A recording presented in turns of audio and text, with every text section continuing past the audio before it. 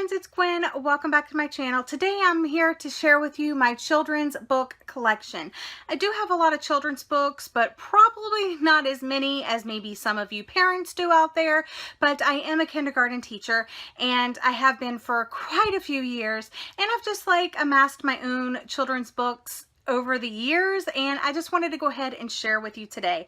I'm coming from a different angle today because my children's books are right down there, as you can see. So I'm going to be grabbing them off of the shelf, but the first books that I wanted to start with are some that didn't actually fit on my bookshelves. So I'm going to go ahead and start with those, and then I'm just going to roll through these. I don't know how long this video will be, but sorry if it's too long. So the first one I actually recently picked up, it's in English and in Spanish, and I'm probably going to give this to our Spanish teacher at my school.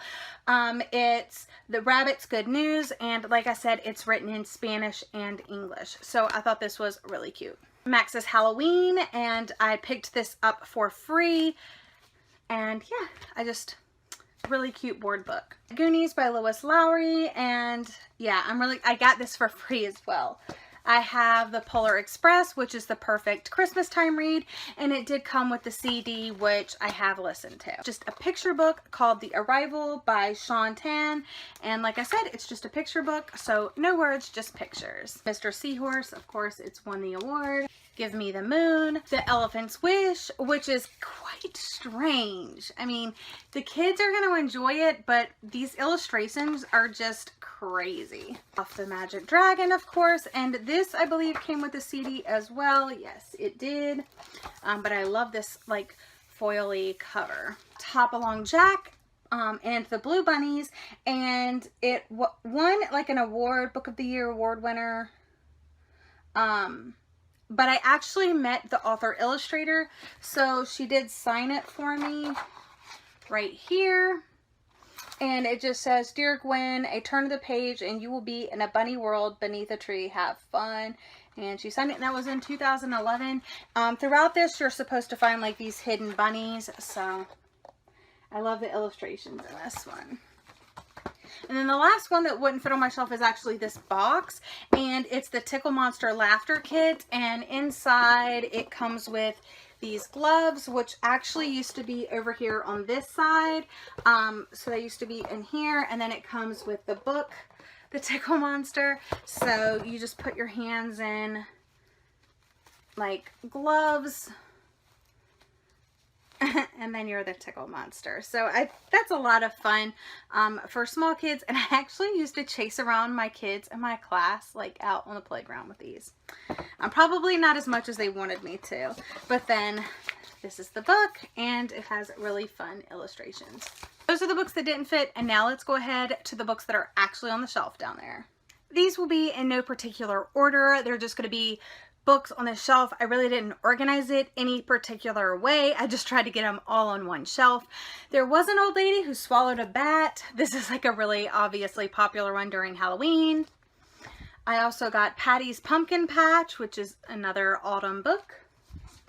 I have this board book, Ahoy Pirate Pete, and this one is fun because One-Eyed Wanda rode past. She had a blank. You could choose from any of these on her head, and then each page you kind of choose. Pirate Pete looked down and saw a blank, and you could choose from either side and kind of slip it in there. So they're learning different words that way, but that's a lot of fun. Pig's Egg, really cute book. ABC Like Me. Wimberly Worried, I got this for free. Snapshots from the Wedding, which is very interesting, but I got this book for free, so I figured why not. Hurricane Disaster, so a nonfiction book about hurricanes. Let's see, Granddaddy's Gift, which this is, it got the International Reading Association of Teachers Choice Award, and it's good for ages 5 and up. Of course, this book is good for the ages 3 to 7. It's mine. I got this from a library book sale. This is another nonfiction book about a hippo and a tortoise, and this is good for ages 4 to 8. This is another very popular book, good for ages 4 to 8, Chrysanthemum. This one is Miss Hartwell's Classroom Adventure series. It's part of that, and it's good for ages 5 to 8. Of course, Curious George is like a must-have in the kindergarten classroom, I believe. Everybody needs to read Where the Wild Things Are. I have The Little Old Lady Who Was Not Afraid of Anything, another great book for Halloween. The Opposites, and this is just very simple, you know, in and out, one, many, things like that. Dark, light. So it's like a picture book that kind of teaches you your opposites. The Biggest Snowman Ever. Cloudy with a Chance of Meatballs. This is The Cat in the Hat, knows a lot about that with glow stickers, and I didn't actually use the glow stickers. They're still here in the back. But yeah, that's a lot of fun. Olivia is a very popular series with the girls. So Olivia and the Haunted Hotel. You'll see Olivia books pop up quite a bit. The Nutty Nut Chase, which I really like the illustrations in this one. These cute little animals. Here's another Olivia book, Olivia and the School Carnival. Titus's Troublesome Tooth. Unbeatable Beaks. Another Olivia Cooks Up a Surprise. The Sun. So this is like a little nonfiction about the sun. This one is The Moon, another nonfiction about the moon.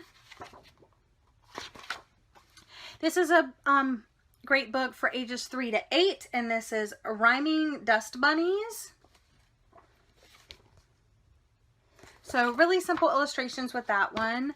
The Wonder of Wolves. This is good for ages grade level 4 and up because it's a little bit more difficult. It is a nonfiction book, but it has a lot of great information inside. This is good for ages 4 through 8 off to kindergarten. A National Geographic about sharks, level 2 reading level, and of course this is a non-fiction book. This is a little chapter book of the Junie B series, Junie B First Grader at Last, and I usually read this to my class rather than have them read it. This is one of the Scholastic Pigeon series books, Don't Let the Pigeon Drive the Bus. This is good for ages 2 to 6. This is another one of those pigeon books. This one is Don't Let the Pigeons Stay Up Late. Again, ages 2 to 6. This is good for ages 5 to 8. Bringing the Rain to Kapati Plain. Kapati Plain. And yeah, I just think this is really great. It's kind of written in verse as well, so that's interesting. This is good for ages 8 and up. It's The Amazing Book of Insect Records. These are great for ages 4 to 8. These are the Magic School Bus series, both level 2. So these are kind of like read at your own pace type things. This is good for 3 to 7, swimming. This is another 4 to 8, A Duck at the Door. This is Whoopi's Big Book of Manners, and it's good for ages 4 to 8. But it kind of just has like table manners and, you know, knocking on a closed door. But the illustrations are really kind of crazy. So that's always funny. Splat the Cat, another very popular one. So this is just the original Splat the Cat. And this cat is so adorable, but all the cats are really. This is a good one, ages 4 to 7. Miss Nelson Has a Field Day. Pretty popular. I think most kids are exposed to this book at one point or another. You Are My Favorite. This is a board book, but it has really cute illustrations. Red-Eyed Tree Frog, another non-fiction book that is great for ages 4 to 8. Guinness World Records, another one of those. The Top 10 Bizarre Bug Records. Stellaluna, another really popular book that most children will be exposed to in elementary school. This is 2s, 3s, and 4s. Well, what comes in 2s, 3s, and 4s, and it's just a really good counting book. I got this dinosaur book that has 4 stories in it. It's a Scholastic Reader Collection. It's for level 1, but the boys definitely love this one. This Watson and the Case of the Sneaky Stealer, this actually came with Watson, the stuffed animal, and I have it around here somewhere. Oh, I see him. Let me grab him. Here he is. So he actually goes with this book, and he used to talk, and you would say certain phrases, and he would, Watson, somebody called Watson, it's like in a different color. When you would say those phrases, he would talk. So, but I think it's really cool just having both. This is some of the Dr. Seuss books, those really popular books by different authors, but it's the Big Red Book of Beginner Readers, and it has 6 stories in there. So, The Diggiest Dog, I Want to Be Somebody New, Robert the Red Horse, Sam and the Firefly, Stop That Ball, The Very Bad Bunny. Another Olivia book. This is like a pop-up sort of book. It kind of opens like this, so it's not really pop-up, but it does that on each page. So they like that. I got the 12 Days of Christmas in Virginia because obviously I live in Virginia, and that's really fun to read because it tells you little historical facts about the state. Step into reading. Step 1, look for the Lorax. And these are the I Can Read beginning reading books. Splat the Cat Sings Flat, Pinkalicious, Pink Around the Rink, A Green Green Garden, Owls Live in the Trees, another nonfiction, Another Reader Helping Out Day, Hooray. If You Give a Dog a Donut, these are really popular. If You Give a Mouse a Cookie, things like that. Another I Can Read, Fancy Nancy and the Two Loose Tooth. Dr. Seuss, 10 Apples Up on Top. I have this, how funny is this, with the popularity of Pokemon Go. I have this Pokemon Ultimate Handbook Updated Edition. I've had this for a while. It is well loved, but it just has like Pokemon in it. And this is for like the older kids, obviously. I got this little owl book. It just tells little facts about owls in it. I have this little Everything I Need to Know I Learned from Peanuts, and it just has little comic strips in here. I got the Christmas sweater, and When Blue Met Egg, The Great Reindeer Rebellion, Clementine and Mungo. I always want to say Mungo. I Need My Monster. This one is super, super cute during Halloween time. This is another Halloween one. Little Goblins 10. The illustrations. Oh my gosh. So adorable. This one was a lot of fun. Who Wants to Be a Poodle? I don't. This one I got at a library book sale. Purplicious. And of course, Pinkalicious. I got All Around America. This is, I think I got this at the dollar store. Yeah, I got this at the dollar store. But it's just little facts about, you know, the United States and the different states and stuff like that. Let's see. Officer Buckle and Gloria. My kids get an absolute kick out of this book. It is called Underpants, Thunderpants, and it's all about underwear. So there's just underwear everywhere, and it is hilarious. So if you want to make your kid crack up, this is the book to get. I just have one more big stack and we'll be finished. I have At the End of the Rainbow, and I don't really remember this one, but I know I've read it, so not very memorable. I have Pete the Cat and His 4 Groovy Buttons. Library Lion, one of my favorites, as you can tell. It's very well loved.